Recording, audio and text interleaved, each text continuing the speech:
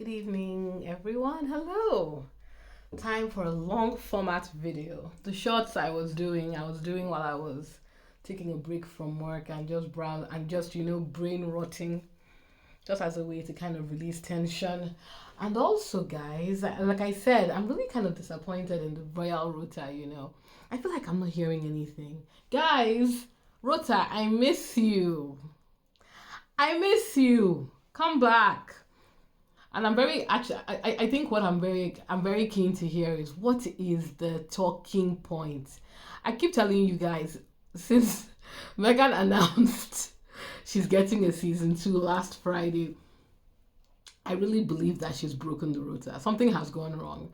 I'm really, really, really keen to see what new talking point and one brand new goalpost they are going to bring. They didn't even cover the joke of it, the joke of whatever that was we are calling Commonwealth Memorial Day.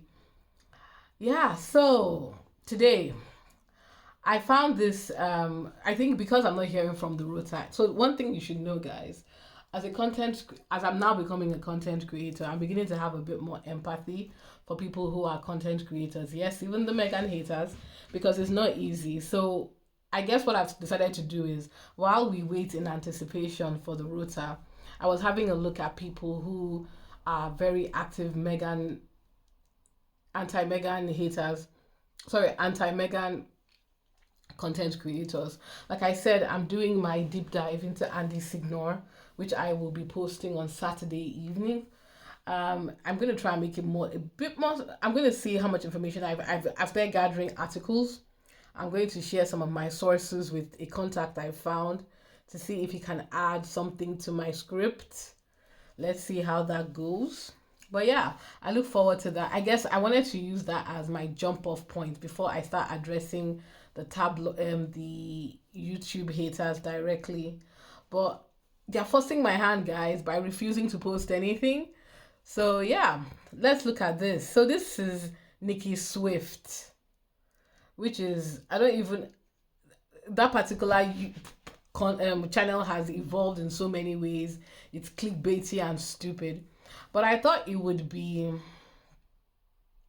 interesting because some of the points they are discussing are obviously not true. He cites that his source is The Sun, which tells you everything that you need to know.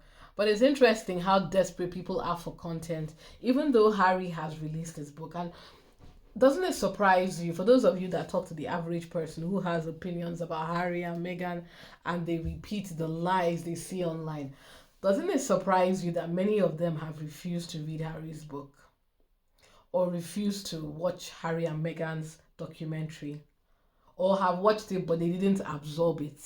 So it's kind of like these people have gone out of their way to give you a documentary telling the story from their point of view. Harry has written a book and used his own voice for audio so that you know that this is his view of events.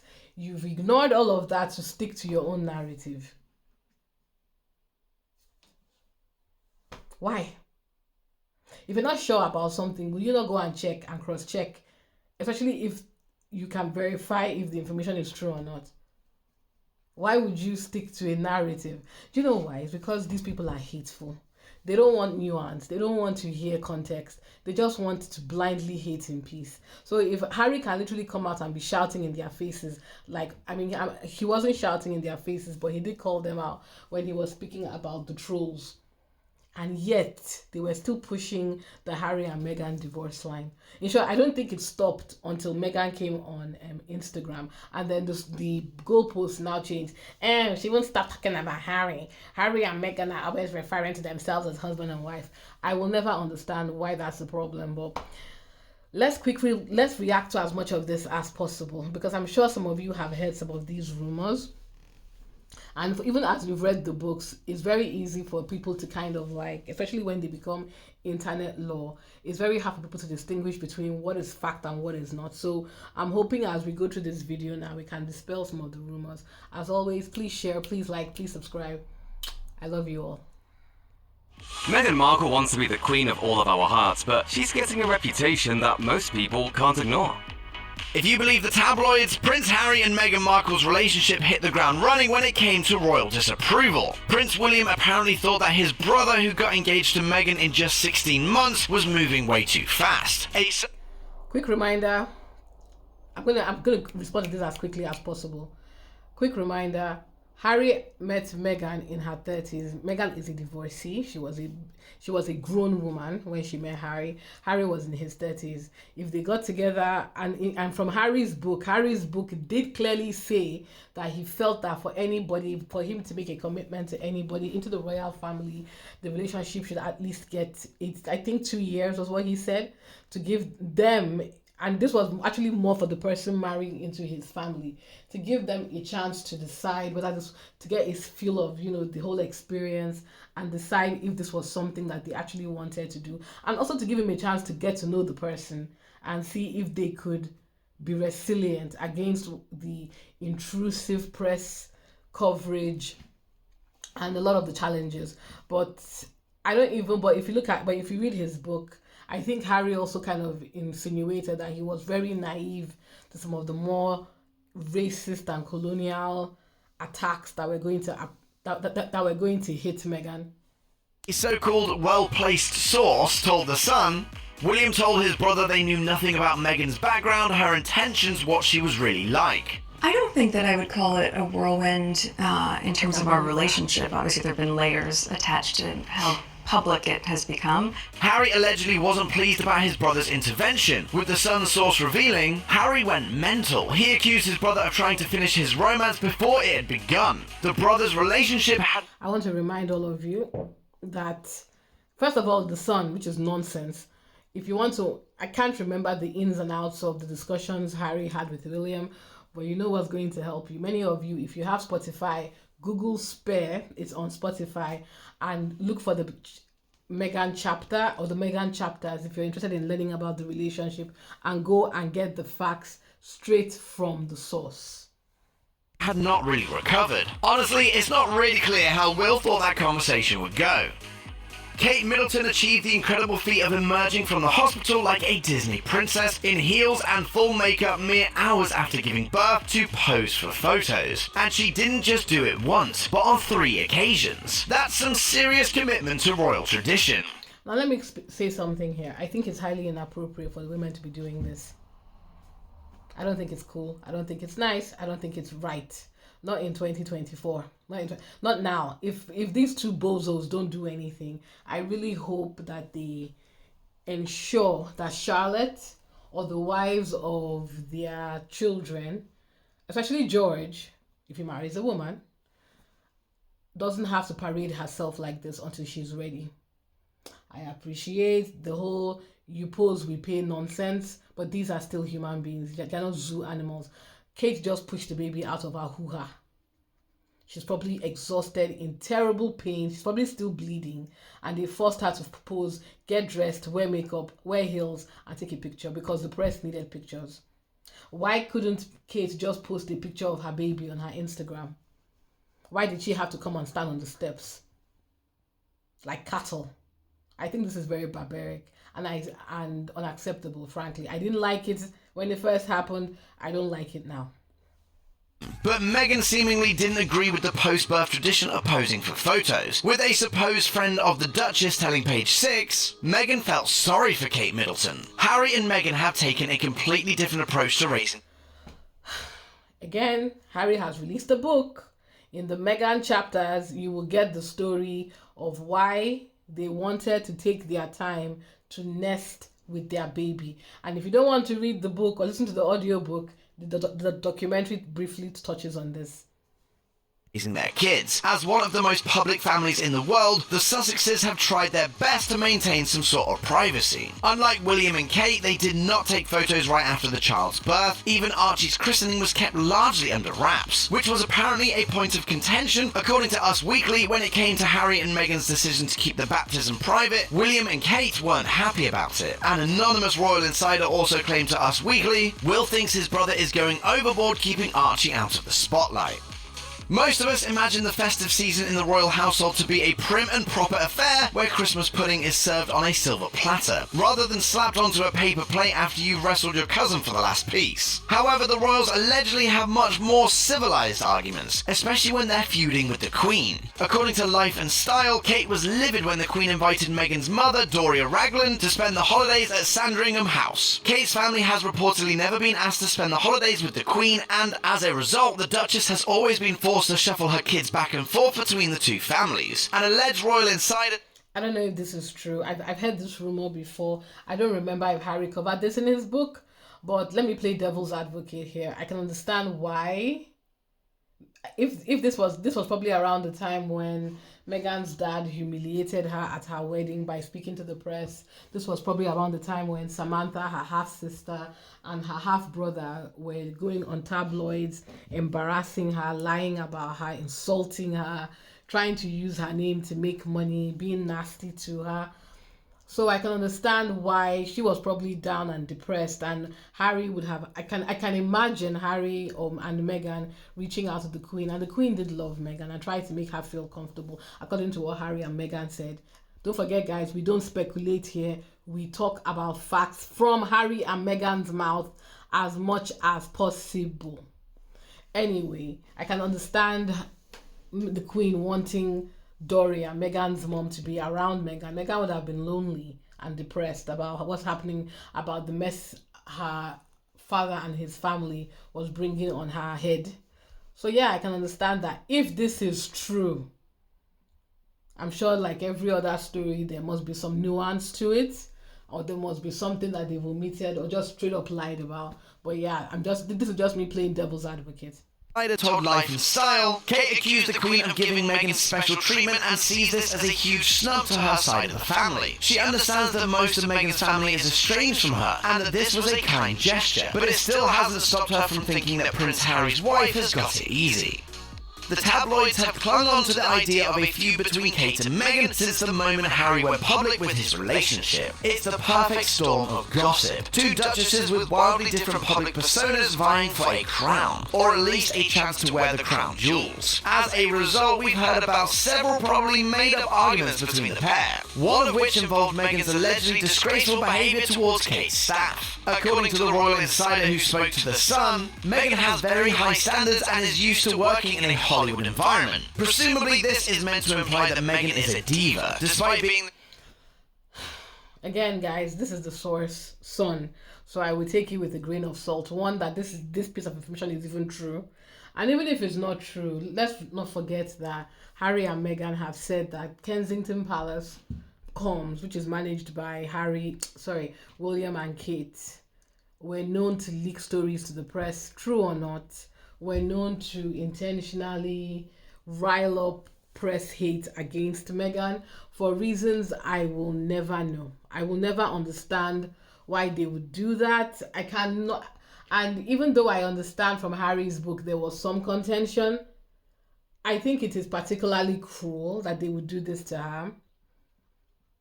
I mean, I think it is awful that they would do, and again, this is why, and I look to Kate for this one. Kate, you spent 10 years being insulted, harassed, and bullied by the press, right? While I do agree that using your youth, 10 years of your life, to wait for a man who gave you a shut up ring because really there was nobody else, from what I've been made to understand, and even the way Harry writes it in his book, William was not keen to marry Kate. She was just there. And in the end, he said, okay, fine. I'm guessing they started putting pressure on him that, my guy, you're 30. What's happening? This girl is here. Just lock it down and start pushing out the babies. You have your duties. I don't really, truly believe that. Based on what the implication of Harry's book gave the impression that William was not particularly... Harry is clearly in love with Meghan. Harry did not get the impression that William is in love with Kate. I guess it's what he was trying to imply in his own way. So it's not surprising to me to hear it or to even think it. Now, again, for me, from Kate's perspective, the press was destroying you literally every single day about this for a decade. I would have thought a real kind person using your experience should have at least helped your sister-in-law. And that is one of the things I will never forgive Kate for. She had experience in this arena. So not only did she not shield Meghan and give her advice or protect her or speak up for her, she weaponized her own press room to brutalize Meghan. And I'll never understand why. But then again, I don't understand why a lot of women seem to be triggered by Meghan. So maybe it's all of them together sharing the same paranoia, insecurity, jealousy. I don't know. Being the kind of royal who shuts her own car door. Somewhere along the line, Meghan was reportedly very rude to a member of Kate's team at Kensington Palace. She allegedly told the former Suits actress, according to the Sun source, "That's unacceptable, they are my staff and I speak to them. Who knows what the truth really is?" So you know that this is most likely BS or some sort of, I don't know, manufactured story. But you're reporting it anyway because you want clicks. You see the problem, guys? Already been established that the long-running feud between Kate and Meghan might actually be a feud between William and Harry. But nonetheless, the two duchesses don't always see eye to eye. Kate almost always follows along with the royal tradition, or at least does her best to follow in the footsteps of her mother-in-law, Princess Diana. She does, after all, have Diana's engagement ring. Yes, it's my mom's engagement ring. I'll be honest with you. With everything his mother went through, if there was a sign that this man does not love this woman, this is it right here. Because why would you give her? If it were me, I'll be like, hell no. I'm not entering this marriage with your mother's engagement ring. It feels like a cursed item. No offense, Diana fans. Don't come and fight me. I do stand Diana. But after what her mom went through, his mom went through, I'll be like, you better go and find me another ring. But create one for me. I love the fact that Harry actually, when Harry describes the engagement ring, you can tell he thought about it. I thought that was charming. In 2016, Kate ended up carrying Diana's Vogue torch when she appeared on the cover of the UK edition, an honour Diana achieved 4 times throughout the 80s and 90s. According to the Business Insider, Kate's 10-page spread was the only magazine shoot she'd ever done. Unlike her sister-in-law... So let me just keep it 100, and not to be shady, according to what I've read, the stats of this Vogue, it was not the top-selling magazine of the year. I think I can't pronounce that name. Divigny, Cara, the gay model, I think hers was the top-selling magazine over Kate's. So do with that information what you will. Meghan turned down the opportunity to be a Vogue cover girl. The magazine's editor-in-chief Edward Enninful wrote in the issue, "From the very beginning we talked about the cover, whether she'd be on it or not. In the end, she felt like it would be in some ways a boastful thing to do for this particular project. She wanted instead to focus on the women she admires." Very interesting point to note. Because it's very important. Imagine if Meghan had decided to take the cover. Oh my God. Not only would it have sold out, thereby shaming Kate's cover that didn't sell to the extent that it was expected to, for the so-called fashion icon of the royal family. Sorry for being shady, but I think it's actually cool that even though she wasn't featured on the cover, it's still one of the top, if not the best, September selling issue for British Vogue. Her impact cannot be denied, guys. So for those of you that are wondering, why is Meghan getting a second, I think it's a continuous seasons on Netflix. How was she able to secure a brand partnership with Netflix? This is it. She sells things. People are so fascinated by her. They buy her stuff. It's that black woman effect, y'all. Believe it, black women are the tastemakers of our culture. If a black woman is your fan and black women are your fans,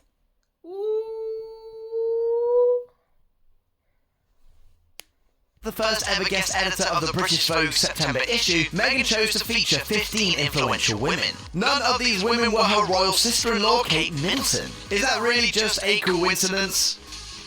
Okay, I don't know why they had to say that. First of all, Kate, again, if you read the book from Harry, Kate and Meghan were not friends. And frankly, I don't blame... We've just spent a few hours talking about the fact that Kate has been in the royal family as a wife, a senior member of said royal family for over a decade, and doesn't have effort to show for it. So even if Meghan wanted to feature her for what? For what thing is she doing? I'm just saying.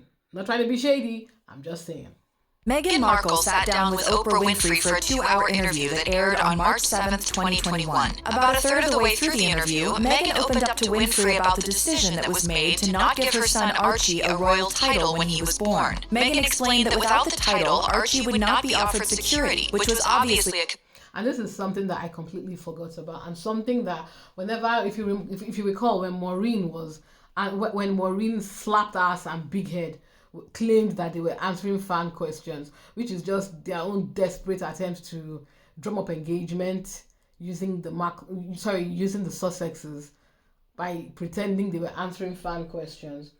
Whenever he was talking about this interview, in the aspect where she talks about Archie's title, nobody ever mentions the fact that she was primarily concerned about Archie's title because him having a title meant that he was going to get security. And why was Meghan scared for Archie's safety?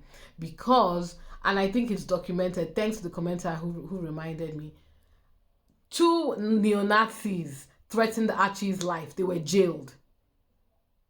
Part of the reason I am sure why Harry was like, I'm not bringing my wife back here. Are you kidding me? And again, do you know what? Let's continue listening. A concern for her. Meghan revealed that she was never told the reasons behind the decision to not make her son a prince, but she has some ideas of her own, based on the conversations that she claims were had while she was still pregnant. It was in discussing these conversations that Winfrey became visibly uncomfortable and angry. Winfrey asked Meghan why she thought the monarchy didn't want to make Archie a prince. Winfrey asked, "Do you think it's because of his race?" And I know that's a loaded question, but I can give you an honest answer. The very next sentence out of her mouth shocked Winfrey. Meghan Markle told Oprah Winfrey, "In those months when I was pregnant, all around this same time, so we had in tandem the conversation of he won't be given security, he's not going to be given a title, and also concerns and conversations about how dark his skin might be when he's born." Just then, the camera panned to show Winfrey's face, as she sat speechless for a few seconds before saying, "What?" Meghan went to speak again, but Winfrey interrupted, clearly unhappy with the information that she just found out. Winfrey asked, who is having that conversation with you? What? Meghan sat nodding as Winfrey asked again, "What?" Winfrey had to take a minute to repeat what she had just been told. She then prodded carefully. And you're not going to tell me who had the conversation? I think that would be very damaging to them.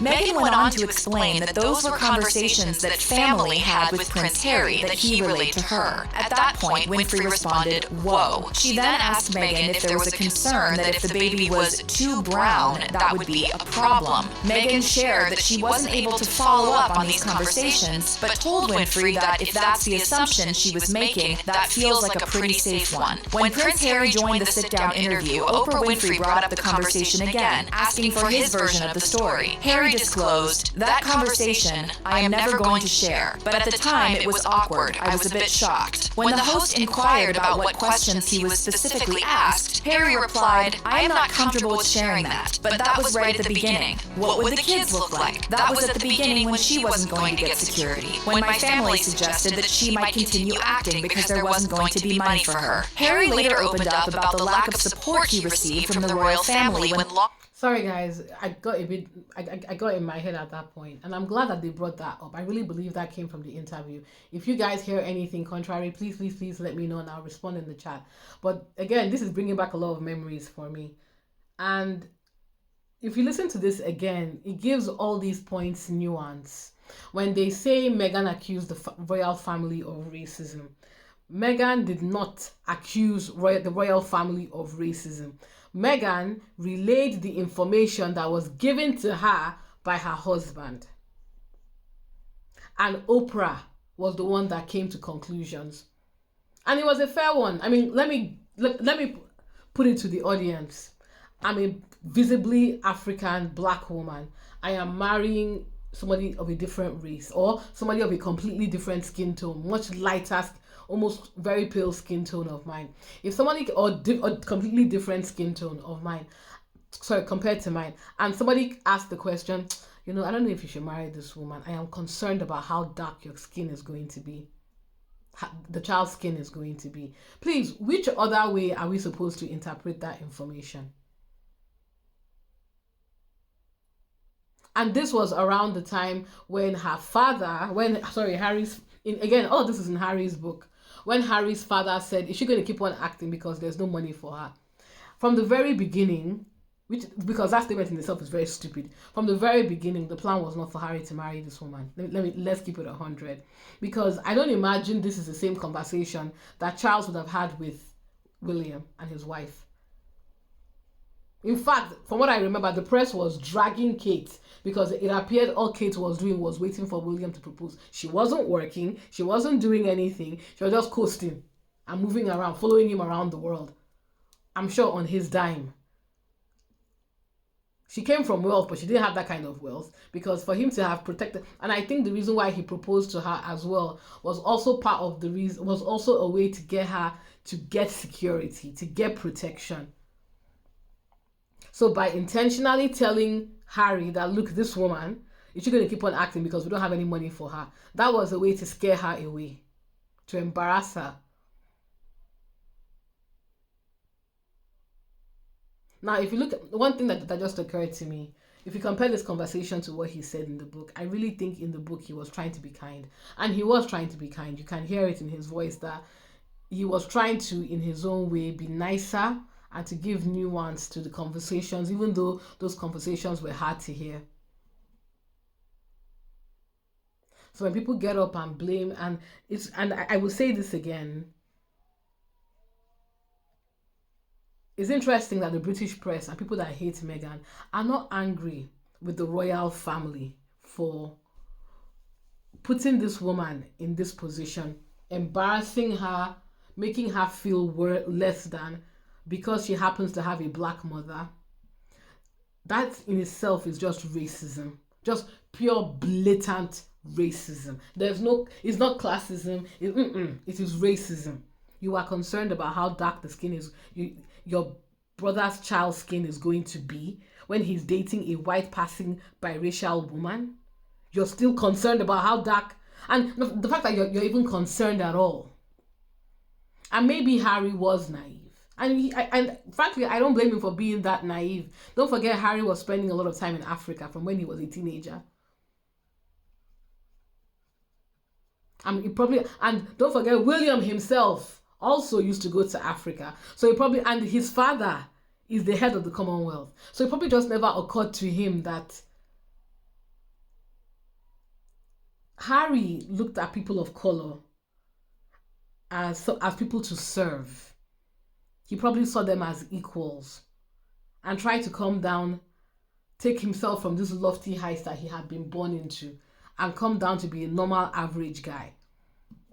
He had friends in Africa.